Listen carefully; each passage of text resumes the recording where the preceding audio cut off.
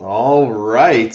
Hey guys, it looks like I'm live on Facebook and YouTube. Welcome to STR Live. My name is John Noyes. I'm going to be your host today, and we are in for a real treat, I'm hoping, just making sure everything's working.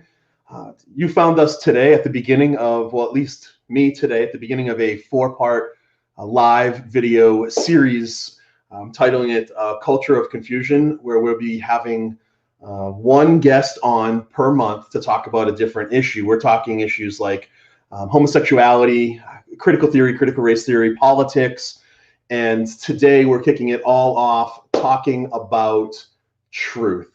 Why are we starting here? Well, we're starting here because I think that this is the most important question anybody can actually ask themselves. Any question that we can ask about ourselves has to begin with, what do I believe is really true? Truth is central, at least it should be. Truth should be central to our worldview. Last night, I had the opportunity to participate in a YouTube Live for a local church here, and I brought up the point that I don't believe what I believe about the world around me because it makes me feel good. I don't believe that Jesus has been raised from the dead because it gained me notoriety. Certainly didn't gain me any money or anything like that. I believe what I believe about the world because it's true, and that's what we should be doing. Is we should be seeking to line up our lives with the true story of reality, every aspect of our lives. And what I mean by this is that we live in a world, and as we navigate that world, we should be seeking to align every thought, every belief, everything about who we are to the way the world really is, and that's what reality is. And this is, I think, so important, especially today as we find ourselves in a time of real severe moral confusion, defined by issues in terms like social justice, critical theory. We see it all over the news. Certainly, this last week, there's been big news about that, or those two things, and the confusion. It seems like it's kind of muted, if not completely. We've lost a voice as Christians, I feel like, in the culture a little bit, and that's why I want to dig into this issue of truth today with a special guest. And thankfully, I do have a guest with me, so I'm not going at this alone. It's a good thing because I have with me. I'm going to bring him on. I have Mr. Abdu Murray. You are such a great friend and saint, and I'm so thankful for you tolerating me and coming on with me live today. If you are watching and you don't know who this man is, I'm going to give a bunch of accolades, but you're so much more than this. Right? So you're Senior Vice President of Rabbi Zacharias International Ministries.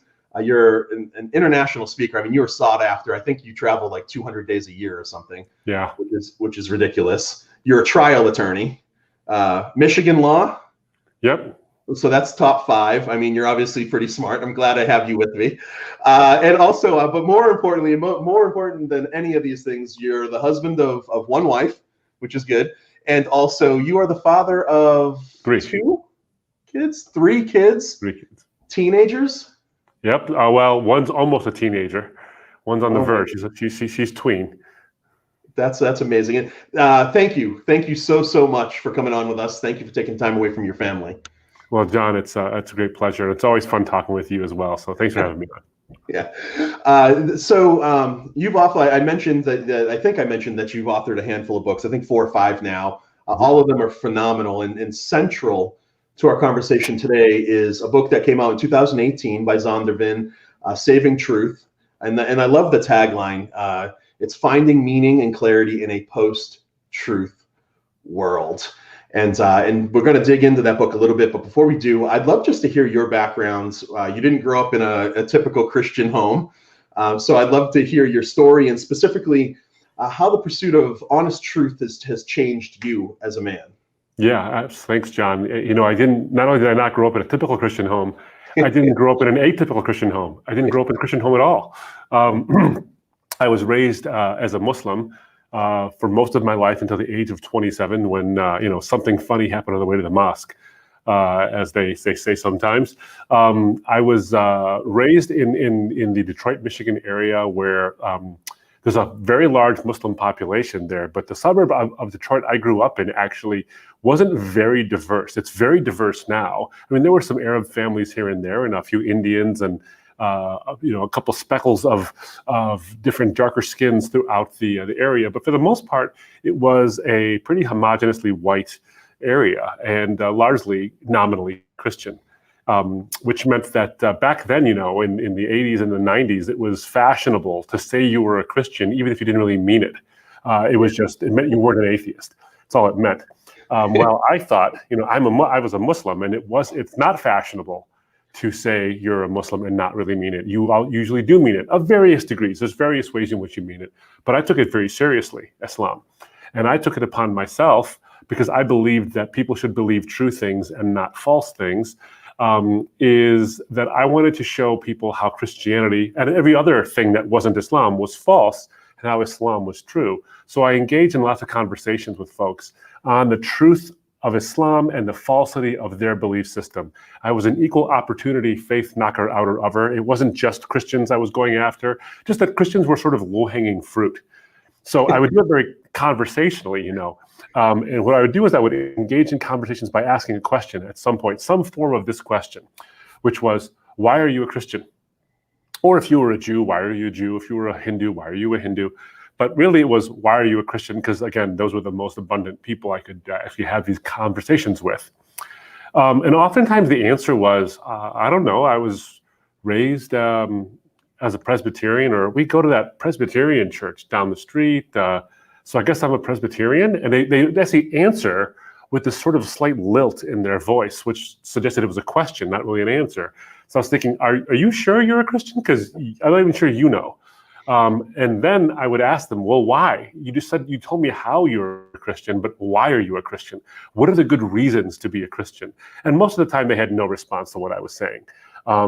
Tradition was essentially the answer. And I would fire back and I'd say, are you telling me that you're trusting the destiny of your eternal soul to a worldview that someone else has thought through? Is that what you're telling me? And embarrassingly, a lot of times they'd say, yeah, I guess so.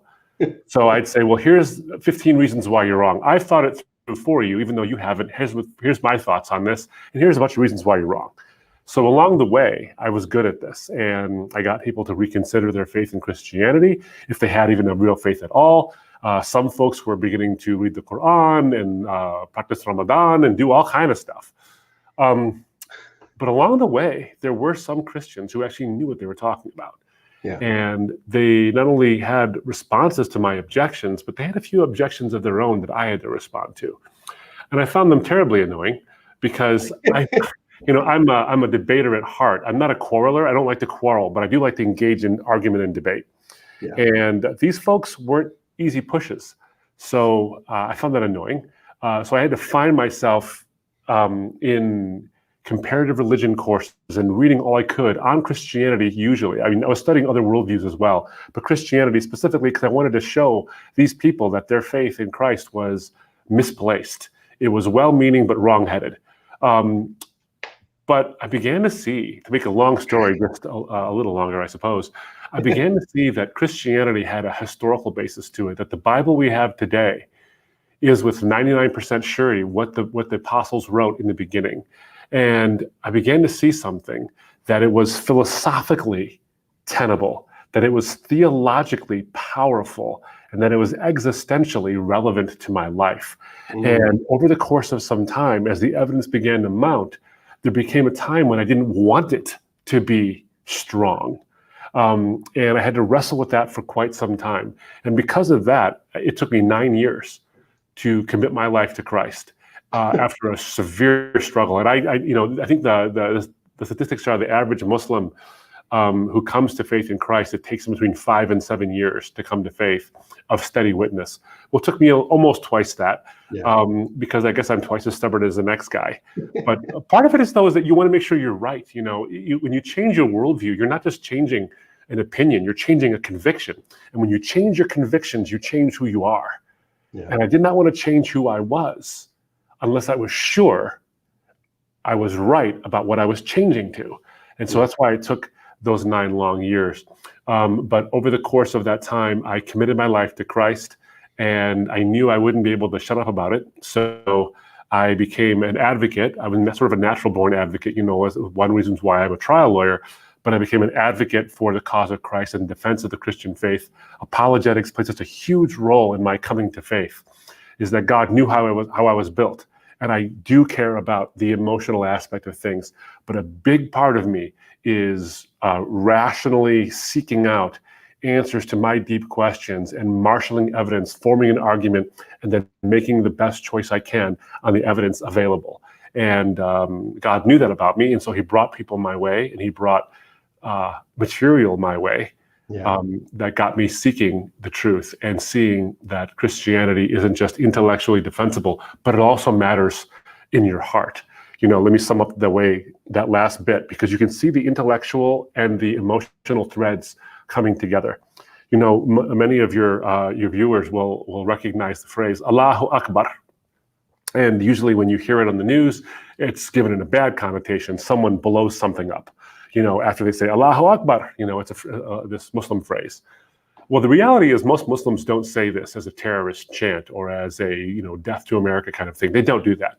The vast majority of Muslims who are peace-loving people say Allahu Akbar all the time as a prayer and a praise. The phrase literally means God is greater. So for the central idea of Islam is that God is incomparably great. I once rejected Christianity because I thought that the idea of God incarnate, the Trinity, and the cross all insulted God's greatness. I mean, my goodness, how could it be that God, the creator of the universe, would get trapped in a human body that eats, sweats, walks, does all these physical limited things, and then dies at the hands of the very sinners he created? How could that be a God who is truly great? Well, it was along the search when I wanted to find a God who was truly great, incomparably great, the greatest of all possible beings, that I began to see the import of the Christian faith intellectually and rationally, and then also existentially and personally. Because if God is truly the greatest possible being, then he would express the greatest possible ethic, which is love, and he would do it in the greatest possible way. The greatest possible way to express the greatest possible ethic is self-sacrifice, and that's exactly what the Christian faith tells us God, the God of the universe, did. He exhibited the greatest possible ethic in the greatest possible way, which is on that cross, but he didn't stay that way. So I have empirical verification that Jesus is who he said he was, because he said that he would rise from the dead to vindicate who he was. And I have existential verification that this is relevant to my life, because the search I was on was for a God who was great. And then I had the philosophical coherence to show that if love is the greatest expression, is the greatest ethic, and sacrifice is his greatest expression, the God of the universe, the greatest possible being, would express it. And that's when I realized that this is the God who is worth following, and I gave my life to him. Yeah, I love that story. How it's a combination of mind and a combination of heart, right? And I have a similar story. It's coming from atheism, wrestling, and your mentor Rabbi Zacharias played a fundamental role in that. While I was parsing through the scriptures, poring over the scriptures, I was actually trying to disprove God. I was also reading Can Man Live Without God? And Rabbi was chipping away at my atheistic foundation, showing me that the world around me didn't reflect my worldview. And you also mentioned something I think that's key, is that when you have a change of mind, when you have a change of worldview, there's actual changes in character. There's changes in the way that we live our life. And I think it's an interesting thing, right? And I'm going to bring it to Saving Truth, because the main thrust behind that book is that we find ourselves today embracing kind of a culture where we're shunning truth, and the idea of objective truth, meaning something is true for all people in all places at all times.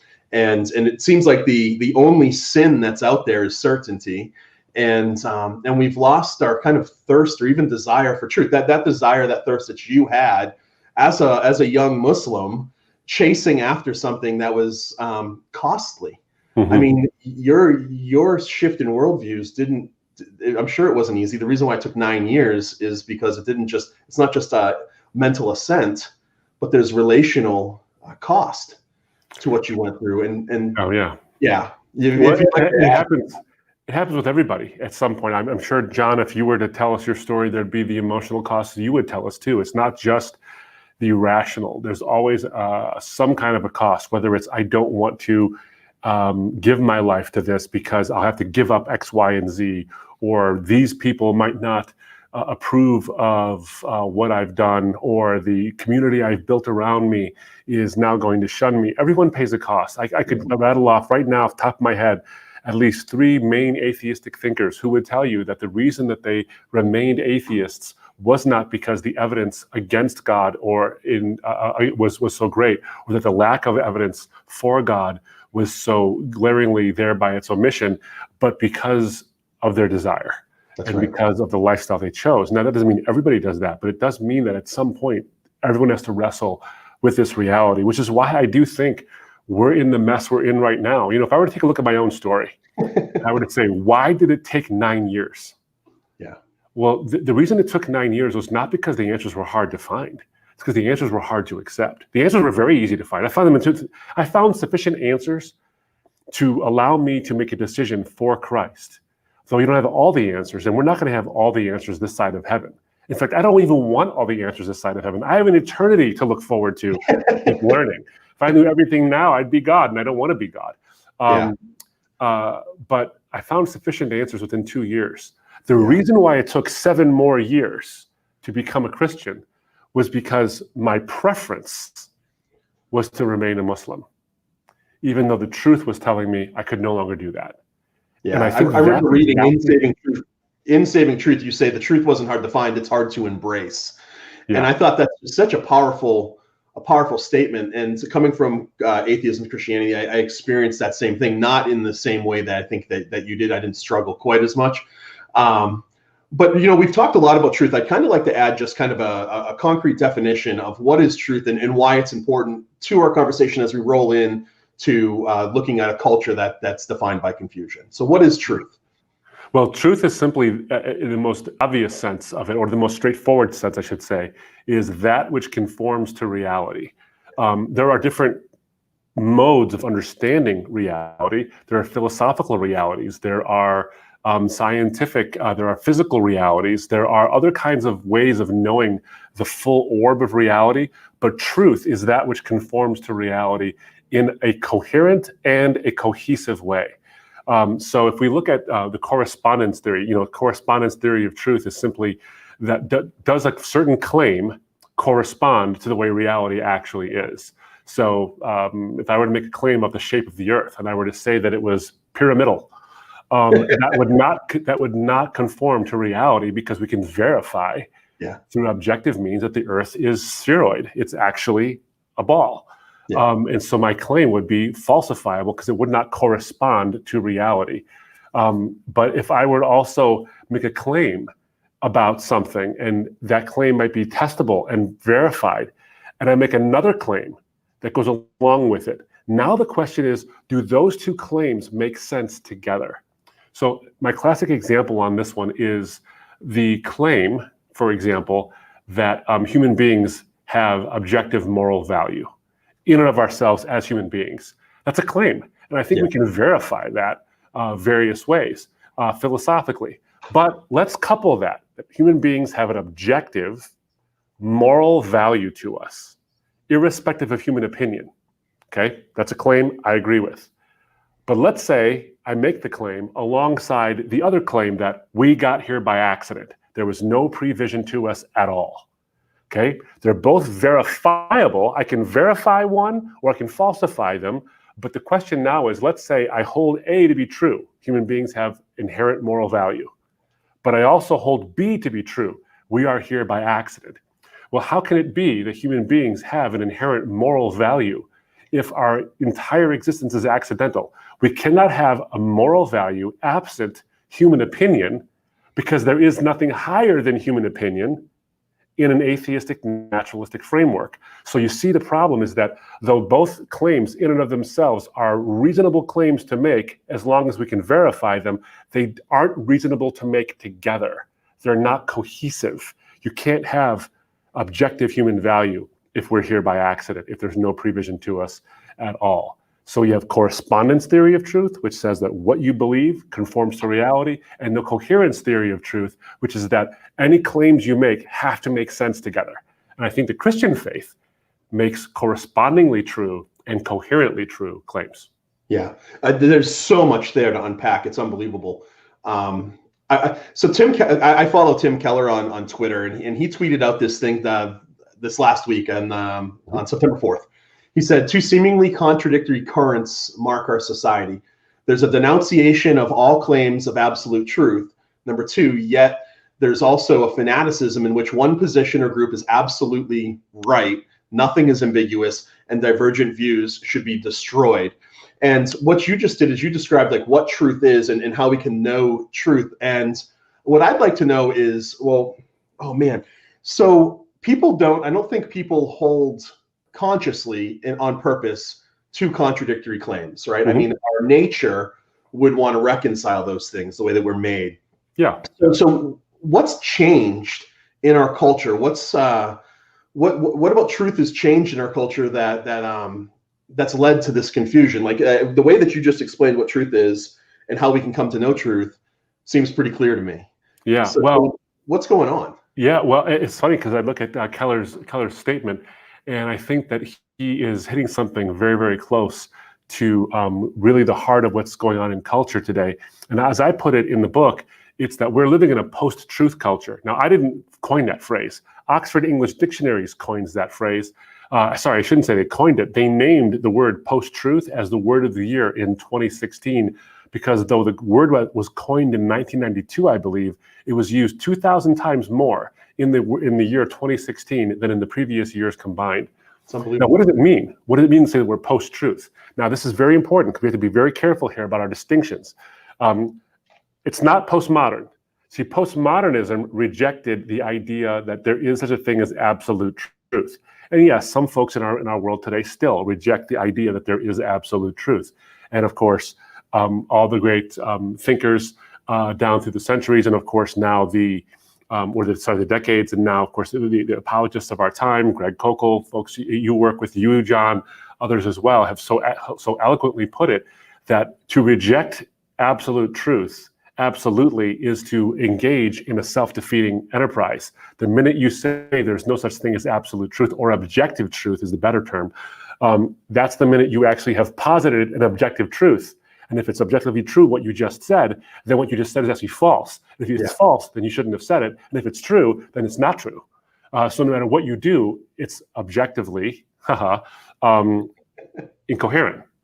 So that's postmodernism. The postmoderns rejected truth as a category and instead favored relativistic truths, that everything was a matter of perspective and opinion. And of course, that's simply not livable. Post-truth is different. Post-truth doesn't deny that truth exists. Post-truth acknowledges that truth exists, but I don't care. In other words, I'm over it. To be post-Christian is to say, yeah, we understand Christianity exists, but we're over it. We're past it. We've, quote unquote, outgrown it. Well, I think post-truth is very much categorized as, yeah, truth exists, but I've outgrown it. And what they really mean is my preference matters more. In fact, that's how you define post-truth. Oxford Dictionaries defines post-truth. I'm going to loosely define it here. I won't quote it verbatim, but it's you're in a post-truth world where appeals to emotion and personal preference matter more than objective facts and verifiable truths, which means that it's not a matter of truth existing. It's a matter of if I care or not what it actually is. And so now we're in a position where truth is considered inconvenient if it clashes with my preferences, and but it's considered convenient if it actually happens to support my preferences. So we can use it as a weapon, but we can avoid it altogether if it happens not to conform to what I want. And that's what's going on in our culture today, is that we've been told over and over again that your preferences matter more than truth. And why? The reason is because we have lost sight of a fundamental aspect of what it means to be human. And that fundamental aspect is what it means to have human creaturely free will and freedom itself. We talk about freedom all the time, and there's two aspects to freedom. Isaiah Berlin points it out. There's negative freedom, which is not a bad thing. It just means freedom from restriction. And then there's positive freedom, which is freedom for something. So we have negative freedom, which is the freedom from outside restrictions, so that we can engage in a moral freedom, which is to do the right thing. And now in our culture, we're not talking about positive freedom anymore. We've divorced ourselves from it completely. And instead we've engaged in simply negative freedom, which is, I don't want anybody telling me anything I can say, think, believe, do, or even be. I can be whatever I want, no matter what the facts actually are to the contrary. Why? Because we're no longer free. We are autonomous. Yeah. And that phrase is packed full of meaning. Autonomy coming from two different Greek root words, autos meaning self, nomos meaning law. So when you are autonomous, you are a law unto yourself. And if I'm a law unto myself, then my preferences are as ultimate as anybody else's, and no one else can tell me what's right or what's wrong, not even if they have the truth on their side. And that leads to the conflict that Keller was lamenting, is that anybody can be disdained because they happen to come against my sovereignty as an autonomous human being. And how dare they bring the truth to come against it? And I can't handle the truth. And so what I do is I engage in a cancel culture where we don't engage with people, we simply cancel them. Yeah. That is unbelievable what you just mentioned. I'm going to follow up with a question here because we've got like 20 more minutes, right? So I want you to solve all the world's problems right here. Because you're on a roll. Let's give it a go. I'm actually taking notes. Anytime you speak, I take notes, and this stuff's great. I want to, before I get into the solution, we've kind of like, how have we gotten here? We've kind of discussed a little bit. I want to know how we can get out of here. But also before that, I really like, whenever I'm talking to an audience or if I'm preaching a message, I kind of like to challenge the Christians in the room too, because sometimes I feel like we can sit back and say, oh yeah, that culture out there is doing this.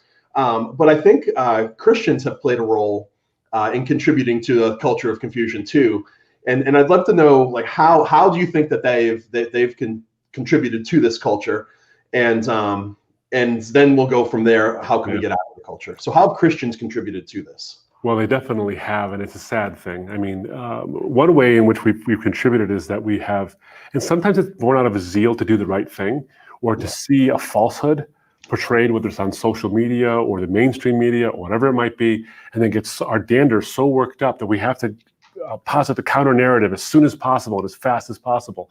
And so we'll click like or share or whatever it is on a story, for example, we read the headline of, but not the actual substance of, or we've never actually bothered to check if it's true or not. And so there's two ways in which Christians have contributed to the culture of confusion. So remember, part of the culture of confusion, the post-truth culture, is that we give sway to our preferences.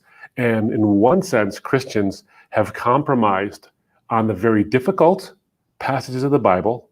We haven't done the hard work of trying to make sense of the difficult stuff. And so what we do is we actually compromise on it. We reinterpret it to make it more palatable, to make it, affirming of various people's choices and preferences and predilections. Or we take it and say, well, they meant it then, but this is the way you contemporize it. And sure, it's contemporary in lots of its applications, but sometimes we compromise that just to make it more palatable to the culture. So we sort of make it nicer than it's been presented to us. And so we conform the Bible to our preferences. And so that is a post-truth way to look at things. The pendular swing the other way is to make it harsher than it needs to be, or to make our enemies look as bad as humanly possible.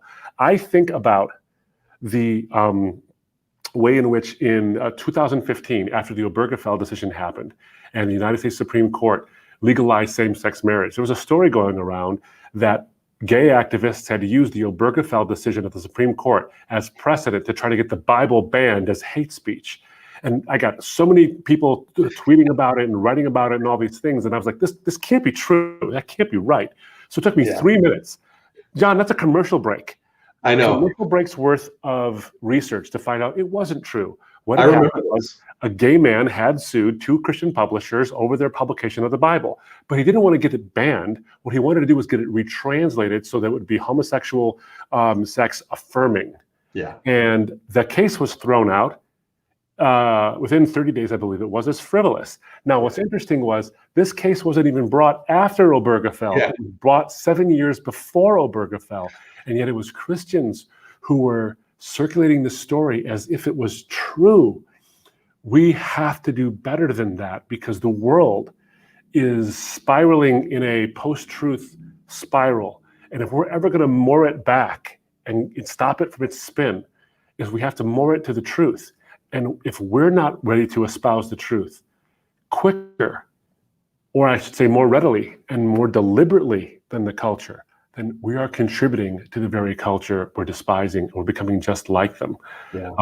Lewis put it, I'll say this real quick, John, as Lewis put it this way, and this talk about a reorientation of the heart.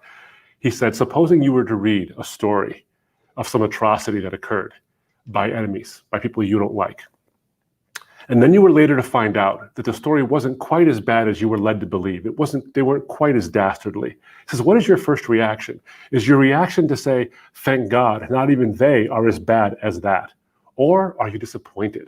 Yeah. You hold on to the first story despite the truth that it wasn't as bad, because you wish your enemies to be seen as awful as they possibly can be. If you do that, he says, you'll find that your heart will soon follow, that you will see white as gray, gray as black, and then your heart will become just as black as that as well. I think that's one way in which all people, including Christians, have contributed to this culture, is that we want our enemies to seem as bad as possible. Yeah. And the reality is, Jesus didn't come to vanquish his enemies. He came to vanquish one enemy, and that was the sting of death through the power of sin. He came to save those who were his enemies. And that is the orientation we need to have in our hearts. Yeah, that's, unbelievable, man. You're preaching right now. It's unbelievable. But it's true, right? As Christians, we need to be committed to the truth. We needn't be scared of where the truth is going to lead us, right? If our worldview is correct, we could chase it anywhere it goes. Mm-hmm. And the very worst thing that could possibly happen is we find out that it's false. Mm-hmm. And even then, we don't want to believe lies. I don't want to be lied to. Nobody likes it. Right. We want to chase after truth and commit ourselves to sound answers, why we believe what we believe, especially when we start talking about the fundamental questions of life, meaning, mm-hmm. purpose, origins, destiny. One of the things that you brought up that I thought was really good is how the Christian can contribute to the confusion by not fact checking. I know that I've been guilty of this in the past. We all have. And just recently, it wasn't a fact. I posted an article. I read the article, it was really great. I didn't realize it was years old. So I posted it and I'm like, oh, it was just a good story of humanity. Yay, humanity. And then somebody was like, yeah, this happened like 3 years ago. I was like, oh, bummer. Well, it's still positive. So, mm-hmm. But yeah, we want to let truth guide our lives. So moving forward, okay, as a Christian lay person, you have a huge amount of influence, Abdu. You're all over the world. You have a podcast that's listened to by millions of people by now, I'm sure, and we, which I'll mention in a minute. But we as lay people, I want to know, how can I, as just a normal churchgoer, I'm just somebody who loves people because Jesus loves them. How can I affect this culture of confusion and start to straighten it out? Well, it's a great question, John. I think in large part, it is really a grassroots thing. You can use whatever influence you have, whether it's like this, over the media, over the internet and social media channels, where we can talk about these things, and you invite your friends to come and listen, or we engage most effectively in the one-on-one conversations. And there's three ways in those conversations I think we can effectuate change. I think the first thing to do is to actually point out the consequences of a post-truth culture, is that there are some very dire and very severe consequences. We lose our sense of wisdom, altogether our sense of wisdom, when we engage in post-truth thinking. When we elevate our preferences over the truth, we suddenly make statements like all paths lead to God, for example, when the reality is that sounds respectful. It sounds like, oh, I'm respecting all religious beliefs because they all lead to God, and I'm validating them all. The reality is that's terribly disrespectful, because they don't even claim to lead to God. Buddhism, as Buddha taught it, did not teach you how to get to relationship with God. It taught you how to become nothing. That was the goal. It's a non-theistic religion. And by saying it leads you to God is disrespecting a very ancient religion. So in our effort to be respectful, because we don't acknowledge the truth, but rather elevate our preferences, we end up looking like a bumper sticker that's well-meaning but wrong-headed and ultimately insulting. Yeah. So I think that we lose our sense of wisdom. I think secondly is we lose our sense of integrity, because we can conform any statistic or any fact to our agenda. And that becomes very, very dangerous. And you're seeing this in every sphere of life, whether it's theology, whether it's politics, whether it's even science. We see this in the scientific realm as well. And in the book, I go into some of the specific places where we've seen fudged science for the sake of agenda, not for the sake of truth. And then thirdly, and this is the most important one of the consequences, is we lose a sense of accountability and therefore human value. You know, when you look at this idea that we're autonomous, if I'm autonomous, then there is no God to tell me who is valuable. There is no God. I'm the God who tells me that. And Protagoras said it centuries ago when he said that man is the measure of all things. Yeah. And when man becomes the measure of all things, we can cancel each other out because your measurement happens not to conform to my measurement. And who will win?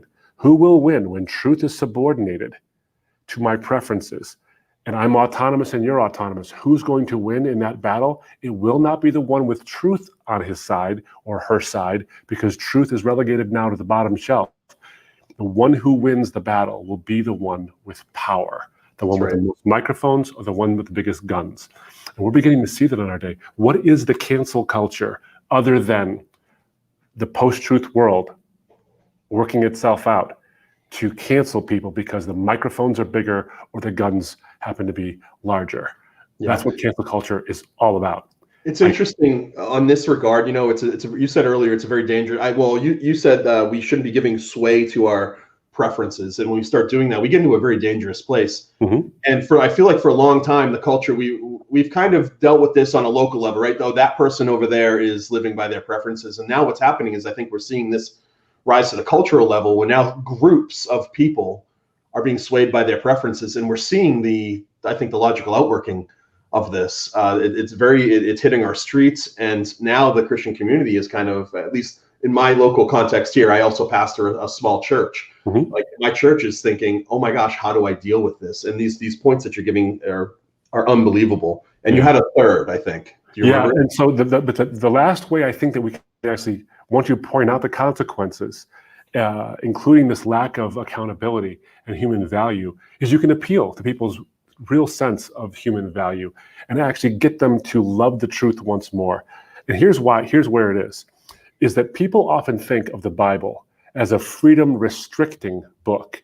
You know, in our autonomous culture, I want to be able to be, say, think, do, and even, define who I am in ways that have no restriction whatsoever. But the Bible seems to be this arbitrary book that just lays down these arbitrary sets of rules and says, don't do this because some dusty old people found it icky and used God to justify their outrage at the ickiness. It's seemingly arbitrary. But the reality is the Bible is not a freedom-inhibiting book. It's actually a freedom-permitting book. It's actually a freedom-imbuing book that gives us the truth. And Jesus himself is that truth. In John chapter 8, you see it. Jesus is talking to people who are coming to him. And he says to them, you will know the truth. If you are truly my disciples, you will know the truth, and the truth will set you free. That's the first coupling, is that you will know, not feel, you will know, rationally know the truth. And then what happens? Truth will set you free. For Jesus, truth and freedom are inextricably linked. You cannot have freedom without truth. You must have truth as the foundation, that which corresponds to reality.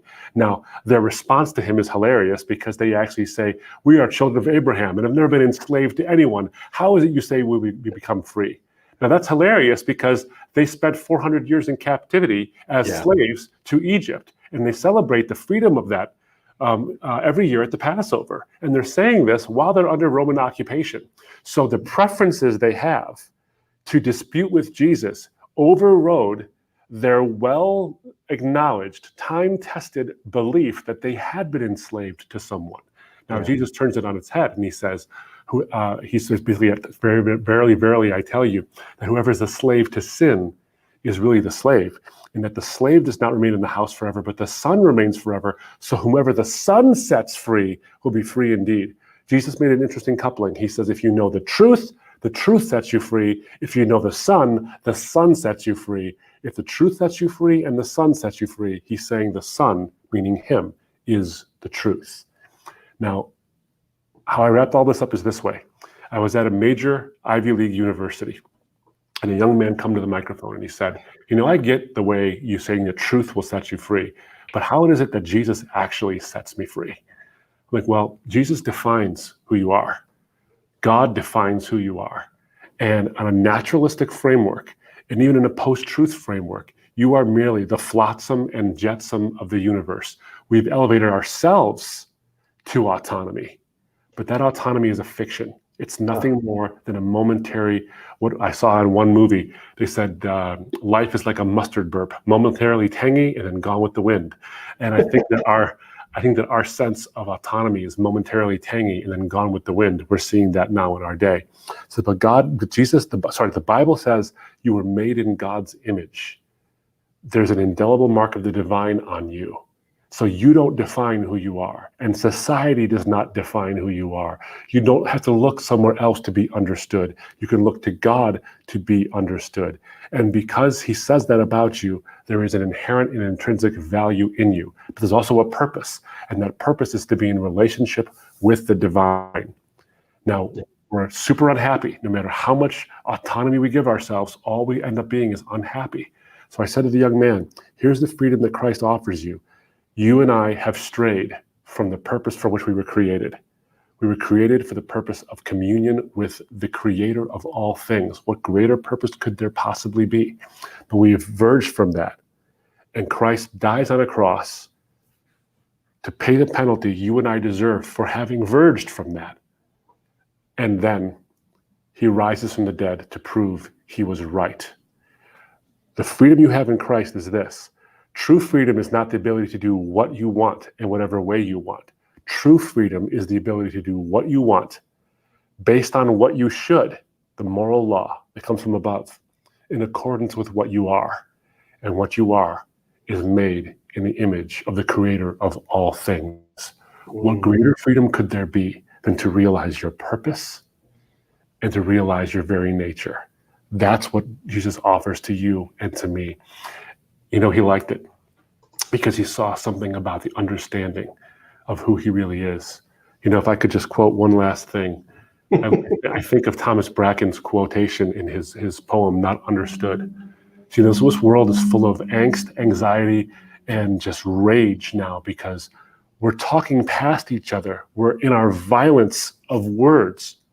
We're devaluing each other in so many ways, whether it's on a whole ethnicity-based thing or a class-based thing or a religious-based thing.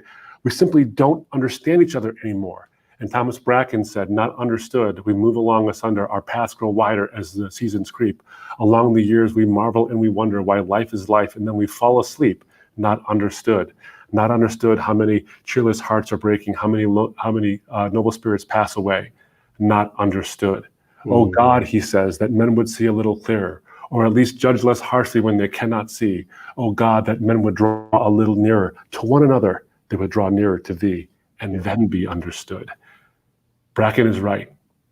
If we're understood by the divine, then maybe the fact that we're not understood by anybody else won't matter as much. Maybe our rage will quell. Maybe the anxiety in us will go a little bit less, and we'll be able to see justice for what it really is. We'll be able to pursue justice in a real way, not in a rage, in a destructive way to ourselves and to everyone around us. And maybe, just maybe, we'll see the value of every human being and then act in accordance with that belief. I think that's where freedom comes and where truth can be loved once again.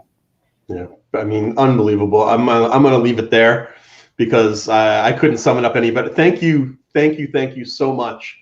Not only for your time, Abdu, with us, not just today, but for all the hard work that you're doing at RZIM. Thank you for your dedication to chasing truth, and not only chasing truth, then you're processing it and you're communicating it in a way that just normal folks like me can take a hold of it, grasp it, and then kind of run with it. Thank you so much. What a privilege it is to be here with you today.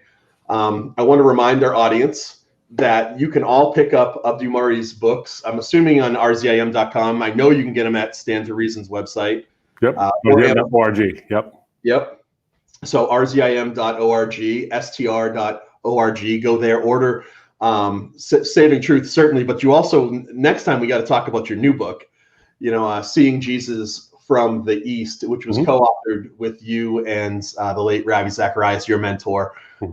Another fantastic book. It totally took me by surprise. I was expecting one thing, and I got something way better. So that we'll have to talk about that for sure then. Yeah, they need to buy the book. And not only that, but you guys, if you're watching right now, you need to go on to iTunes or wherever you listen to your podcasts and listen to The Defense Rests, where you address the claims against the Christian faith from a legal perspective. And it's really interesting. People, when you're such a good communicator, Abdu, that people don't understand, I don't think they pick it up. But my background's legal, and a lot of like what you're saying bleeds over into the legal world, especially when we're talking about truth and law.